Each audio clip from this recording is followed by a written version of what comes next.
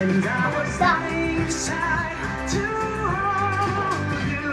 I couldn't believe what I felt for you. Dying inside, I was dying inside. I couldn't bring myself to touch you.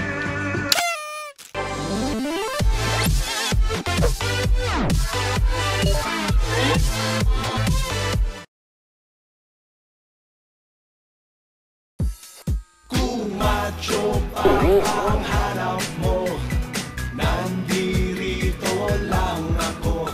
Kung macho pa ang hanap mo, pwede naman ako. Tunto ka naman umayos? Ano lang pa?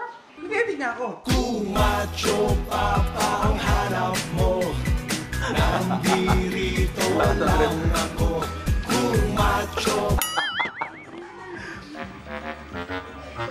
Grabe yung nakasando talaga ako kasi kagigising ko lang eh. Ang taas ng energy ko. Nakikita niyo yun? Hindi yan CCTV. Ano yan? Disco light. Pag may party dito sa bahay, sinasaksak namin yan. Tapos may tugtog.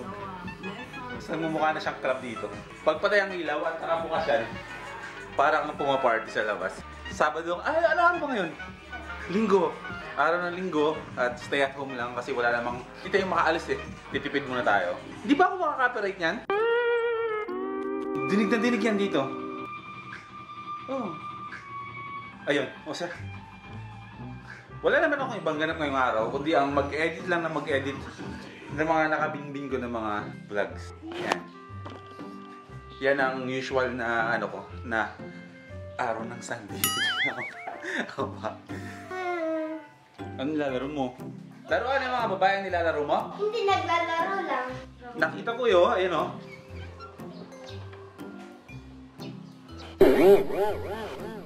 Kailan ka ba natuto maglaro ng ano? Pambabae? Wala. Nagingi lang ako kasi kapatid ko. Ano? Pupunta tayo ng SM North? Pumunta ko sa isang Beyblade. Beyblade? May pabili ka na? Opo. Ngayong araw, may mga tasks lang ako na gagawin sa labas. Eh yung regular na magbabayad na naman tayo ng mga bills natin. Tapos,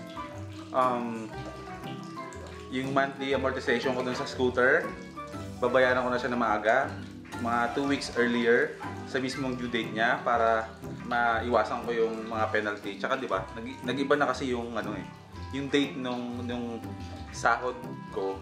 Kaya hanggang ngayon nag-a-adjust tayo. Hindi naman na tayo dun sa level na G na G, yung gipit na gipit. Talagang ano lang, nag-a-adjust lang tayo kung paano i-budget ng ayos yung sahod natin. Kaya gano'n. Silaw, no?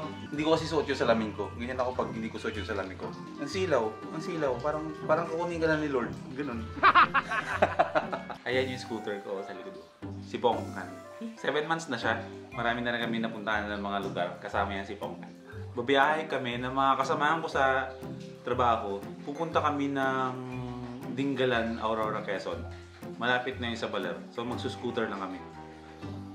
Ayan, check ko yung ano ko, yung YouTube channel ko.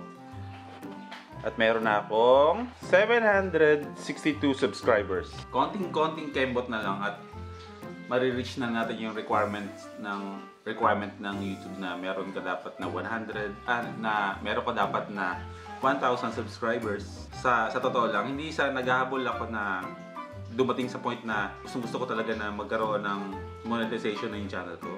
Alam niyo yan, kasi kung napanood niyo yung mga previous vlogs ko, nakita ko si Will Dasovich, doon yung malalaman yung story ng buhay ko kung bakit ako nag-vlog. Ang ganda ng panahon ngayon. Hindi mainit, malamig yung simoy ng hangin. Woohoo! Yung kotse ko kawawa naman. Hindi na siya kasi lumalabas. Hanggang garahe na lang siya kasi tinatamad talaga kasi ako mag-drive. Ilabas ko pala siya dito sa garahe. Diyan. Nasi-stress na ako kaya... Ewan? Ayan. Iba na yung amoy ng kotse. Alam mo yun? Alam niyo yung pag meron kayong bagay na hindi na nagagamit, tulad ng mga damit sa loob ng aparador. Parang amoy ewan. Ganon yung amoy ng kotse ko. Amoy kulob. Para ka nasa loob ng malaking baul. Ganun.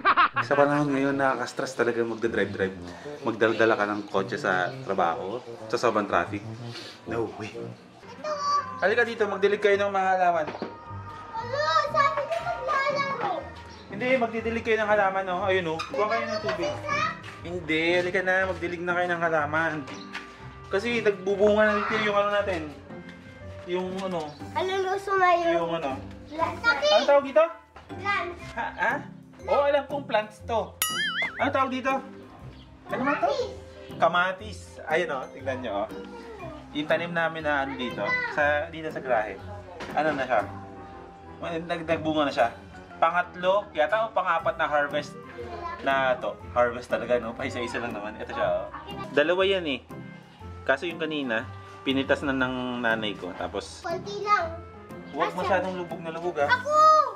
Tama mo, nalulog yan. Tama na. Sarap-sarap buhay ng mga to eh. Ang ginawa lang yan, kain, tulog, away, bati. Kain, tulog, games. Kain, tulog, bati. Ganun. Halo. Si Anya pala. Girlfriend. Nanay ko, dito. Andito yung nanay ko, kaya magulo. Wow! Pati niyo yung si nanay, si Sister Helen. Hello everyone! Ito ang kagandahan dito, pag nandito yung nanay namin, nakapagluto kami ng ibang klaseng ano naman. Probinsiyang ano? Oo, ibang klaseng putahe naman. Dahil hindi ko hindi ko na kaya na ano, walang salamin. Kanina ko pa ano eh, tinatry na huwag magsalamin. Yan. Nagluto siya ng ginataang tulingan at yung tirang ulam kagabi na tinolang manok. Meron ko bang ibang tinola maliban sa manok? Yan yung tira. At saka meron siyang niluto na, anong tawag dyan ay? Sa atin ko eh. Nilapuhan? Masabi tayo dito sa sibuyas, bawang, sibuyas, kamatis at saka hinimay-himay na pritong tinapa. Nung elementary pala ko naalala ko, ito yung pilit na pinapakain sa amin sa school. Tapos ito yung ginataan. Sarap, di ba? Dumating ng mga kapatid ko. Si Genesis, kapatid ko. Wala na. In-invite namin sila na dito sila mag-lunch. Ano yung kapatid kong babae? Huy! Yan. Tingnan dito yung dalawa. Ayan. Ikaw haba? Hindi. Ate niya si Hana. Mag-hi ka dito. Si Hana. Chismosa yan. Chismosa ka, di ba? Chismosa ko! Chismosa ko! Chismosa! Chismosa! Chismosa!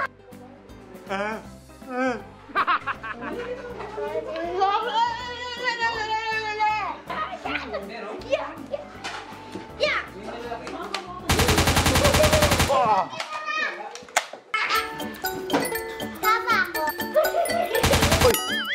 Tuloy. Counter-terrorist.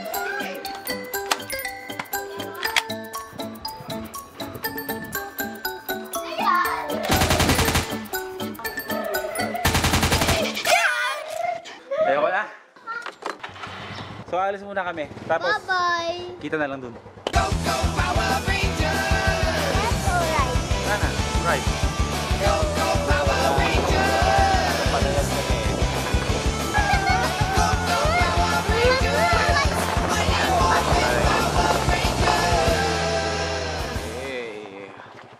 Ayun na, ayun na. Oh, bakit? Kumusta mo ako kay Nanay Helen ha? Kalala niyo ko siya? Oo, kaibigan ko yun eh. Yung mga military na pantalon na binigay sa akin ni Uncle Joel dun sa Hawaii, pinasikapan ko, ginawa ko siyang parang jogger pants na army. Sinabi ko yung candy. Hindi alam nung dalawang bata na ano, lukoy natin, iwan natin. Aba, kaya. Good.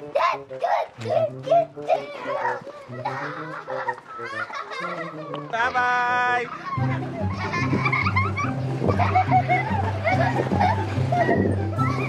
Bye-bye!